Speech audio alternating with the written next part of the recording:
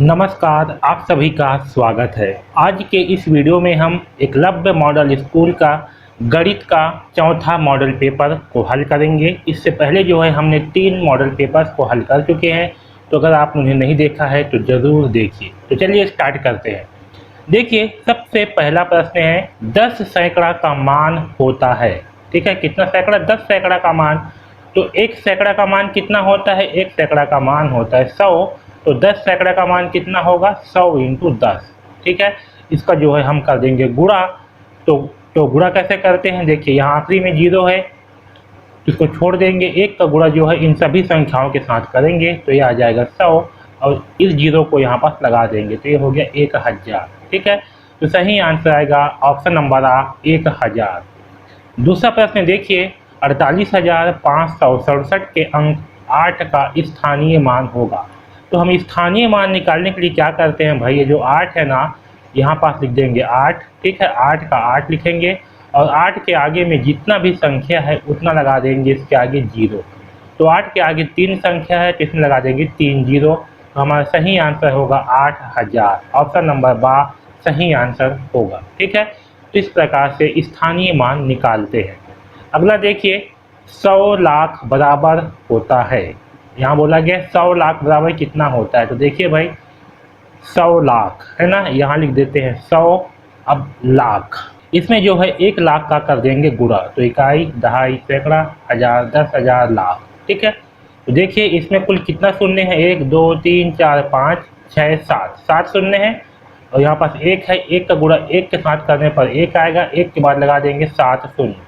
तो 1 2 3 4 5 6 7, ये कितना होगा? इकाई, दहाई, सैकड़ा, हजार, 10,000, लाख, 10 लाख, करोड़। तो ये हो गया 1 करोड़। कितना? 1 करोड़। तो सही आंसर है ऑप्शन नंबर बा, 1 करोड़। अगला प्रश्न देखिए, 82,574 में 8 का स्थानीय मान होगा। स्थानीय मान निकालने के लिए हम क्या करेंगे? सबसे पहले लिखेंगे 8, क्योंकि 8 का निकालना है। इसके आगे जितना भी संख्या है उतना लगा देंगे 0। इसके आगे 4 संख्या है तो 4 लगा देंगे 0। तो हमारा सही आंसर होगा ऑप्शन नंबर दा, 80,000। ठीक है, अगला प्रश्न देखिए, 99 की परवर्ती संख्या है। परवर्ती मतलब क्या? परवर्ती मतलब होती है बाद की संख्या। ठीक है, तो परवर्ती संख्या निकालने के लिए हम क्या करते हैं? दिए हुए संख्या में 1 जो है जोड़ देते हैं तो हमें मिल जाता है परवर्ती संख्या। तो 99 प्लस 1 करने पर आएगा 100। तो 100 जो है इसका परवर्ती संख्या होगा। ठीक है, तो सही आंसर है ऑप्शन नंबर आ। अगला प्रश्न देखिए, 40,312, 5,040, 809 को जोड़ने पर उत्तर होगा। चलिए भाई सबको जोड़ देते हैं। 40,312 और 5,040 और है 809, इन सब को जो है जोड़ देते हैं। तो 9 और 2 11, 11 का 1 हासिल आएगा, 1 और 1 2, 2 और 4 होगा 6, 6 का 6। अब देखिए 3 और 0 3, 3 और 8 होता है 11, 11 का 1 हासिल आएगा 1, 5 और 1 6 और 1 4। तो हमें मिला 46,161। सही आंसर है ऑप्शन नंबर दा। अगला प्रश्न देखिए, 735 प्लस 13 बराबर खाली स्थान। यहाँ जो है प्लस नहीं है, ये जो है भाग है। ठीक है, इसको ध्यान रखेंगे। यहाँ पर जो है ना थोड़ा सा गलत हो गया है, ये जो है भाग है। क्या है? भाग। ठीक, तो 735 भागित 13 का मान कितना होगा, ये हमें निकालना है। तो चलिए भाग कर देते हैं। 735 है, इसको भाग करना है हमें किसी 13 से। ठीक, तो चलिए भाग करते हैं। तो 13 का पहाड़ा ऐसे पढ़ेंगे कि 73 आए या उससे छोटा है। तो 13 पन्ना 65, 13 छंग 78 ज़्यादा हो जाता है। तो 5 बार में आएगा 13 पन्ना 65 आता है 65, तो घटा देते हैं। तो 13 में घटाएंगे 5 तो कितना मिलेगा? 8। ठीक है, 6 में 6 घटाएंगे तो कट जाएगा। अब इस 5 को यहाँ पास उतार देंगे, ये हो गया 85। अब 13 का पहाड़ा ऐसे पढ़ते हैं कि 85 आए या उससे कम। तो 13 पन्ना 65, 13 छंग 78, 13 सत्ते 91 ज़्यादा हो जाता है। तो 13 छंग 78। ठीक है, अब देखिए भाई हमारा कितना आ गया? 56 आ गया। हम देखते हैं कि इन चारों में से 56 किस में है। तो 56 जो है ऑप्शन नंबर सा में है। 0.53 है तो उसको हम जो है आगे हल नहीं करते, हमें 56 मिल गया, 56 किसी में नहीं है, तो सही आंसर होगा ऑप्शन नंबर 7। आया समझ में? आपके एग्जाम में जो है ना ऐसे ही हल करना है, इतना मान प्राप्त हो गया ना तो ये आपका सही आंसर होगा। ठीक है, अगला प्रश्न देखिए, एक दुकानदार ने 525 रुपये में एक पंखा खरीदा और 575 रुपये में बेचा, उसे कितना लाभ या हानि हुआ? ठीक है, तो देखिए भाई, खरीद रहा है 525 में, बेच रहा है 575 में, क्रय मूल्य है 525 रुपये और बेच रहा है 575 में, यानी कि विक्रय मूल्य ज़्यादा है। ठीक है, तो जब विक्रय मूल्य ज़्यादा है ना तो उसको जो है लाभ होता है। तो 575 में बेच रहा है और ख़रीदा है 525 में, तो इसको जो है घटा देंगे। तो चलिए घटाते हैं, 5 में घटाएंगे 5 तो हमें मिलेगा 0, 7 में घटाएंगे 2 तो हमें मिलेगा 5, 5 में घटाएंगे 5 तो हमें मिलेगा 0, तो हमें मिला 50। ये क्या है? 50 रुपये जो है ये लाभ होगा। तो सही आंसर है ऑप्शन नंबर 12। अगला प्रश्न देखिए, एक कॉपी का मूल्य 8 रुपये है तो 6 कॉपी कितने में मिलेंगी? तो जब हमें एक का मूल्य दिया गया है और एक से अधिक का मूल्य निकालना हो तो हम करते हैं गुणा। ठीक है, तो यहाँ पास 8 का गुणा कर देंगे 6 के साथ में, तो कितना आएगा? 6 अट्ठे 48। ठीक है, हमारा सही आंसर है ऑप्शन नंबर 12, 48 रुपये। अगला प्रश्न देखिए, 15 रुपये में 3 कलम खरीद सकते हैं, तो 15 कलम खरीदने के लिए कितने रुपए देने होंगे? तो हमें जो है यहाँ पास दिया है 15 रुपये में 3 कलम, यानी कि 3 कलम का मूल्य दिया है 15 रुपये। कितना दिया है? 3 कलम का मूल्य दिया है 15 रुपये। तो हम क्या करेंगे, सबसे पहले यहाँ से जो है हम एक कलम का मूल्य निकाल लेंगे, यानी कि 15 को करेंगे 3 से भाग, और 3 से भाग करने पर हमें मिलेगा 3 पंचे 15। कितना मिला हमें? 5, यानी कि 5 रुपये जो है यह एक कलम का मूल्य होगा, 5 रुपये। ठीक है, अब जब हमें एक का मूल्य प्राप्त हो गया, अब हमें निकालना है 15 का, तो हम जो है 5 का गुणा कर देंगे 15 के साथ में, तो यहाँ कर देंगे 15 गुणित 5। ठीक है, तो 15 पंचे होता है 75, तो यह आ जाएगा 75 रुपये। ठीक है, तो हमारा सही आंसर है ऑप्शन नंबर 12, 75 रुपये। अगला प्रश्न देखिए, 11वां प्रश्न, एक सब्जी विक्रेता ने एक सप्ताह में क्रमशः 275, 250, 310, 280, 320, 300, 330 रुपए की सब्जी बेची। प्रत्येक दिन सब्जी वाले ने कितने रुपए की सब्जी बेची? ठीक है, तो इसका जो है हमें निकालना है औसत। देखिए, औसत बराबर होती है आंकड़ों का योग बटे आंकड़ों की संख्या। ठीक है,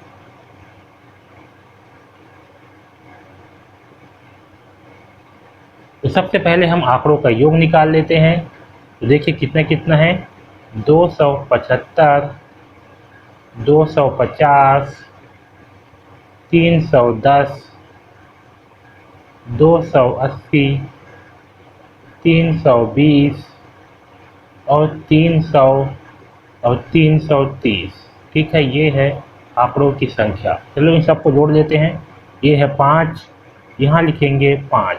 ठीक है, 7 और 5 होता है 12, 12 और 1 13, 13 और 8 21, 21 और 2 23, 23 और 3 26, 26 का 6 हासिल आएगा 2, 2 और 2 4, 4 और 2 6, 6 और 3 9, 9 और 2 11, 11 और 3 14, 14 और 3 17, 17 और 3 20। तो ये हो गया 2065। ठीक है, तो आंकड़ों का योग हुआ 2065 बटे इसकी संख्या कितनी है, 1 2 3 4 5 6 7। ठीक है, तो 2065 को जो है हम करेंगे भाग 7 से। चलिए भाग करते हैं, तो 7 दूनी 14। ठीक है, घटाएंगे कितना बचेगा, हमें मिलेगा 6, यहाँ 6 को उतारेंगे। 7 निया होता है 63, घटा देंगे तो 66 में घटाएंगे 3, बचेगा 3, अब उतारेंगे इस 5 को, 7 पंचे 35। ठीक, तो हमें मिला है 295। ये क्या है, ये है औसत। तो सही आंसर है ऑप्शन नंबर 295 रुपये। अगला प्रश्न देखिए, 16 और 20 का महत्तम समापवर्तक है। ठीक है, तो चलिए भाई इसका महत्तम निकाल लेते हैं। 16 है और 20 है। ठीक है, इसका निकालेंगे महत्तम। इसको जो है तो 16 को करेंगे 2 से भाग, तो आएगा 8 बार में जाएगा, 4 को करेंगे 2 से भाग तो 4 बार में जाएगा, 4 करेंगे 2 से भाग तो 2 आएगा, 2 करेंगे 2 से भाग तो 1 आएगा। वैसे 20 का भी जो है अभाज्य गुणनखंड निकाल लेते हैं। 20 को करेंगे 2 से भाग तो 10 बार में जाएगा, 2 से करेंगे भाग तो 5 बार में जाएगा और 5 जो है ये 1 बार में जाएगा। ठीक है, अब देखिए यहाँ पास जो 16 का मान है वो हमें प्राप्त हुआ है 2 इंटू 2 इंटू 2 इंटू 2। 20 का मान जो है हमें प्राप्त हुआ है 2 इंटू 2 इंटू 5। ठीक है, अब यहाँ पास क्या करेंगे हम, इन दोनों में जो जो संख्या समान है उसको अलग करेंगे। देखिए यहाँ भी 2 है, यहाँ भी 2 है, तो 2 को लिखेंगे यहाँ और गुणा करेंगे। यहाँ 2 है, यहाँ भी 2 है, दोनों में है तो यहाँ कर देंगे। अब देखिए इसके अलावा इसमें 2 है, इसमें 5 है, दोनों में समान नहीं है तो आगे नहीं लिखेंगे। वैसे यहाँ भी 2 है, यहाँ भी समान नहीं है, यहाँ भी 2 नहीं है तो इसको छोड़ देंगे, है ना। तो ये होगा 2 इंटू 2, तो 2 इंटू 2 का मान होगा 4, यानी कि 4 जो है हमारा महत्तम समापवर्तक होगा। तो सही आंसर है ऑप्शन नंबर 4। यहाँ देखिए अगला क्वेश्चन 8 और 12 का महत्तम समापवर्तक है। तो यहाँ पर जो है हम 8 और 12 का महत्तम निकालते हैं। तो सबसे पहले जो है हम निकालेंगे अभाज्य गुणनखंड, है ना, 8 का और 12 का। ठीक है, तो इसके लिए 8 को जो है 2 से करेंगे भाग तो कितना आएगा, 2 चौके 8 तो आ जाएगा 4। 4 को फिर से करेंगे 2 से भाग तो 2 दूनी 4, 2 को करेंगे 2 से भाग तो 2 एकम 2। वैसे 12 है, इसको करेंगे 2 से भाग तो 2 छक्के 12, 6 को करेंगे 2 से भाग तो 2 तिया 6, अब 3 जो है ये 3 से भाग जाएगा तो 3 एकम 3। ठीक है, तो 8 के लिए जो हमारा मान आया है वो कितना आया है, 8 का मान है 2 गुणित 2 गुणित 2 और 12 का मान है 2 गुणित 2 गुणित 3। ठीक है, अब इसमें क्या करेंगे हम, इसमें जो है हम जो दोनों में समान है उसको अलग लिखेंगे। तो देखिए यहाँ 2 है, यहाँ 2 है, दोनों में बराबर है, 2 2 है, तो 2 को अलग लिख लेंगे। वैसे देखिए यहाँ भी 2 है, यहाँ भी 2 है, तो इस 2 को अलग लिखेंगे। यहाँ 2 है, यहाँ 3 है, तो दोनों में समान नहीं है तो इसको जो है नहीं लेंगे। तो ये होगा 2 इंटू 2 यानी कि 4। ठीक है, तो इसका भी महत्तम समापवर्तक आएगा 4। तो सही आंसर है ऑप्शन नंबर 7। अगला देखिए 3/5 का तुल्य भिन्न नहीं है।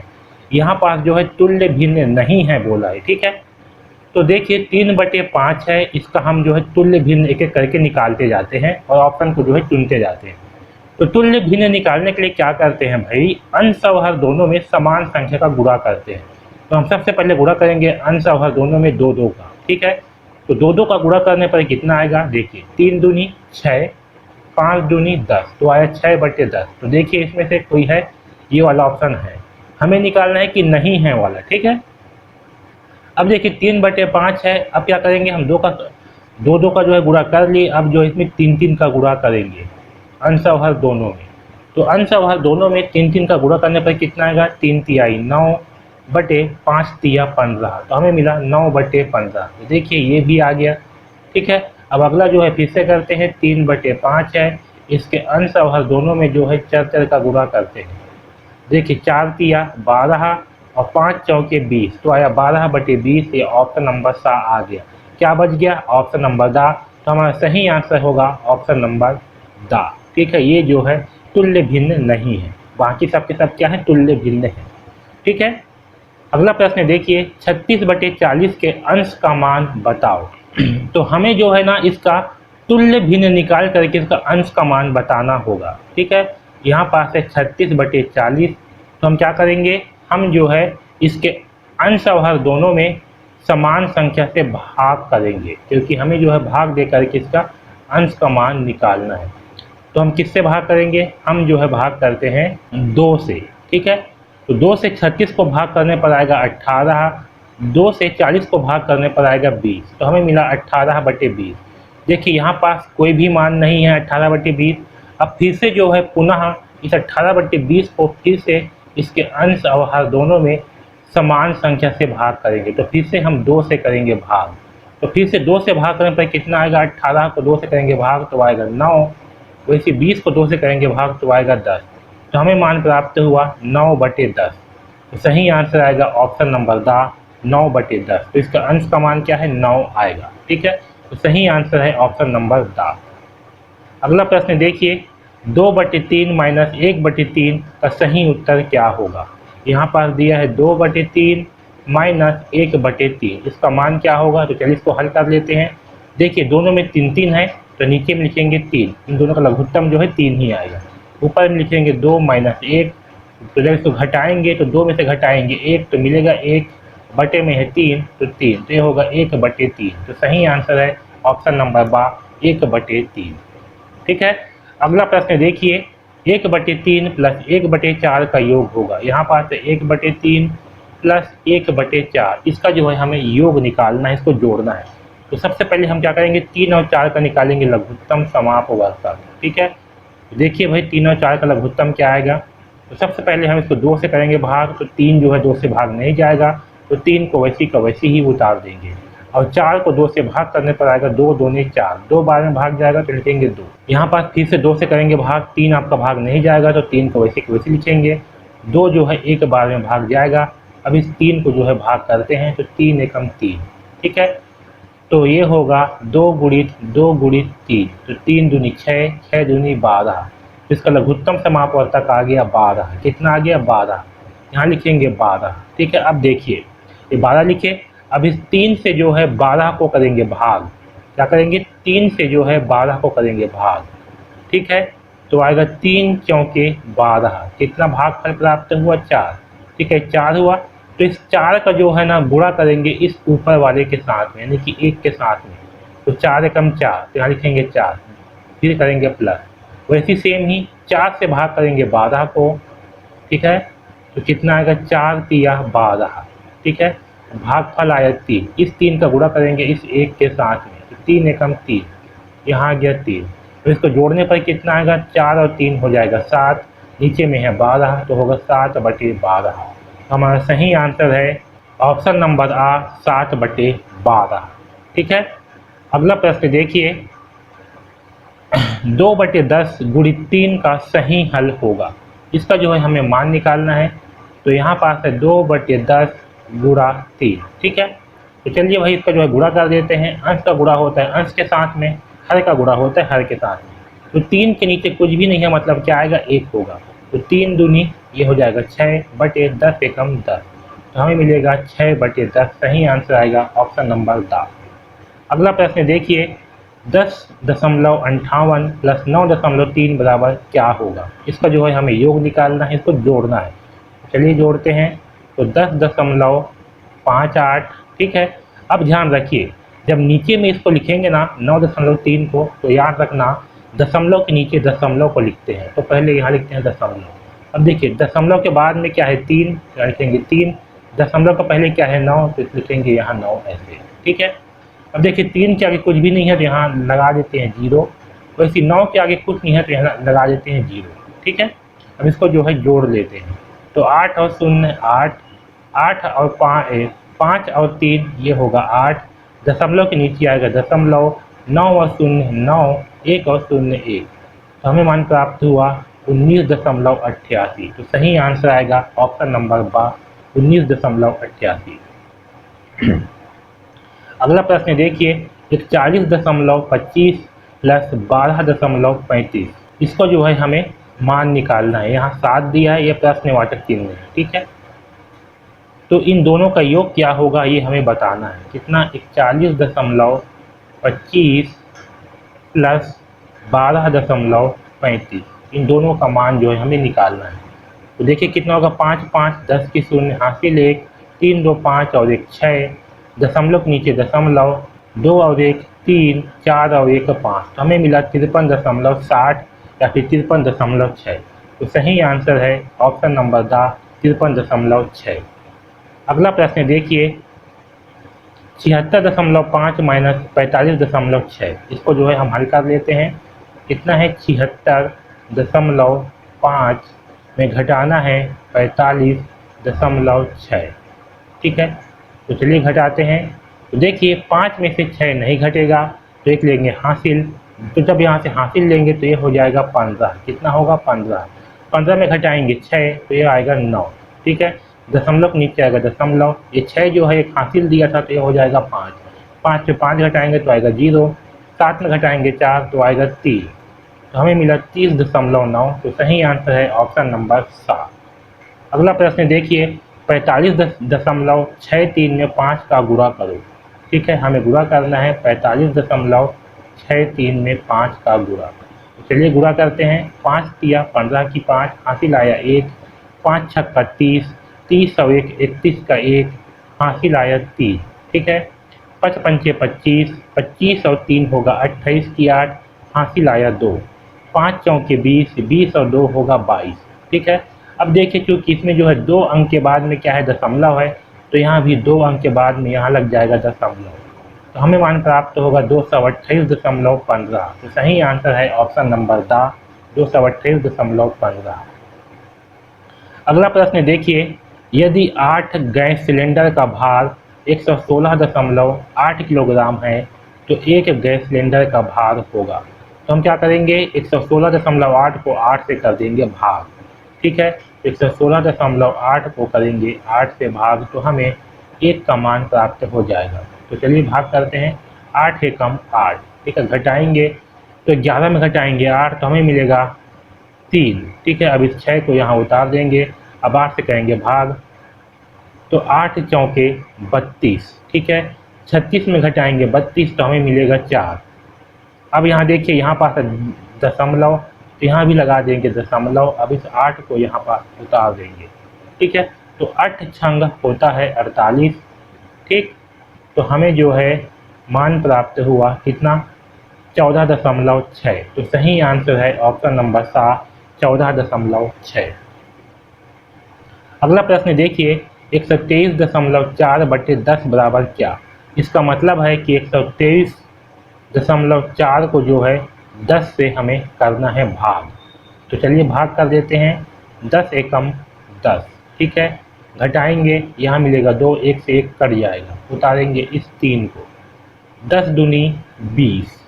ठीक है, घटाएंगे, यहाँ बचेगा 3, 2 से 2 कट जाएगा। अब देखिए दशमलव है, तो दशमलव के बाद में यहाँ लगा देंगे दशमलव। अब उतारेंगे इस 4 को। ठीक है, तो 10 तिया 30। ठीक है, घटाएंगे, यहाँ बचेगा 4, 3 में से 3 कट जाएगा। क्योंकि यहाँ पास जो है दशमलव लगा दिए हैं, इसलिए यहाँ पास 1 शून्य बढ़ जाएगा। तो 10 चौके 40। ठीक है, ये पूरा का पूरा कट गया। तो कितना मान प्राप्त हुआ, 12.34, जो कि सही आंसर होगा ऑप्शन नंबर 7।